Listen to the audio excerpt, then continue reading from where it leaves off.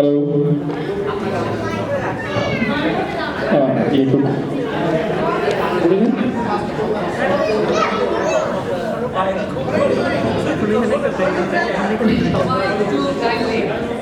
Hello.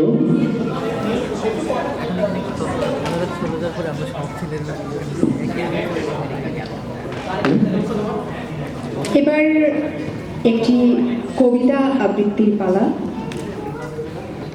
কবিগুরু রবীন্দ্রনাথ ঠাকুরের হঠাৎ দেখা। রেলগাড়ির কামরায় হঠাৎ দেখা,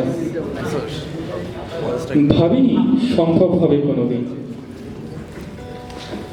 আগে ওকে বারবার দেখেছি লাল রঙের শাড়িতে ডালিম ফুলের মতো রাঙা। আজ পড়েছে কালো রেশমের কাপড়, আঁচল তুলেছে মাথায়, দোলন চাপার মতো চিকন গৌর মুখখানিকে ঘিরে।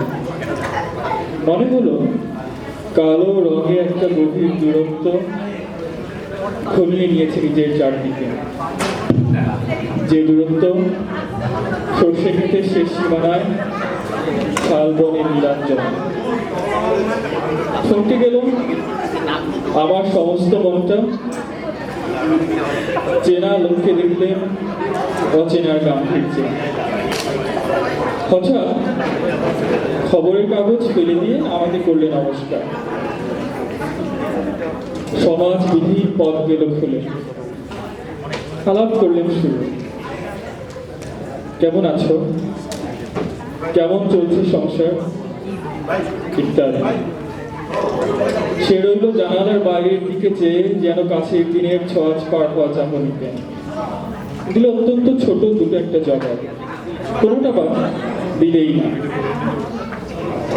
বুঝিয়ে দিলে হাতের অস্থিরতায় কেন এসব কথা, এর চেয়ে অনেক ভালো চুপ করে থাকা।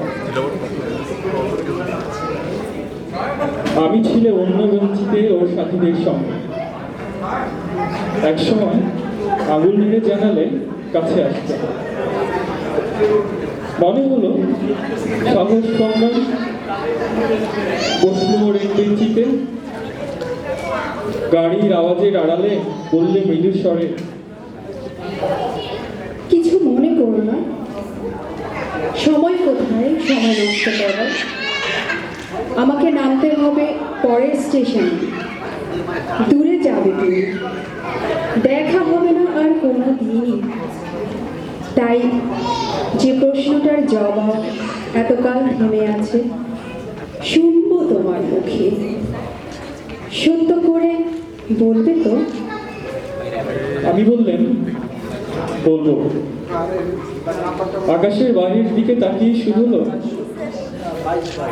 আমাদের গেছে যেদিন একেবারেই কি গেছে, কিছুই কি নেই বাকি। একটু রইলেন চুপ করে, তারপর বললেন, রাতের সব তারাই আছে দিনের আলোর গভীরে। খটকা লাগলো, কি যেন বানিয়ে বললেন নাকি।